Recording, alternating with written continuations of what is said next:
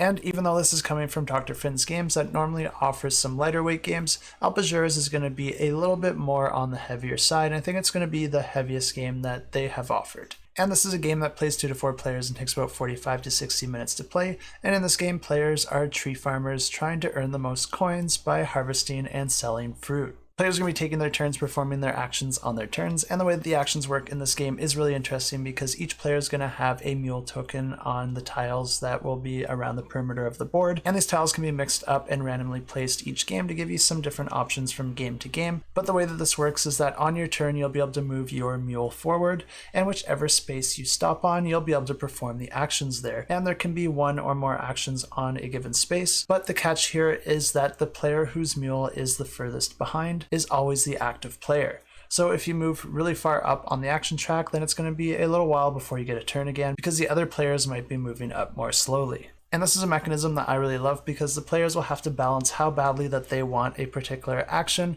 versus the penalty they'll get by moving too far forward. And the board is going to be broken into a whole bunch of different regions, and each of these regions is going to be divided by an irrigation channel that players will be building throughout the game. And each of the locations will have different combinations of fruit growing there that will change throughout the game. And then they'll also each have their own city with different demand for different types of fruit. And players will be gaining money in a bunch of different ways, but fulfilling these orders in the cities as well as global orders are going to be the main ways that you're able to do that, but players can also complete different goal cards by achieving some sort of objective, and these goal cards use a ranking system where you can come in first, second, or third, and you'll be compensated accordingly. But in order to perform these different actions, you do have to land on the action space associated with it, and then you also have to meet those requirements. But there are other actions players can take as well, such as just gaining a fruit of your choice, placing 1 of your farmer tokens into any of the regions out on the board and then gaining a fruit from that region, moving a farmer from one region to another, or expanding an irrigation channel. And whenever you do that, you're going to be placing a irrigation token onto the board into these empty irrigation spaces, and you're going to be expanding that channel down the board, and then also adding a new type of fruit into the space connected to that irrigation channel,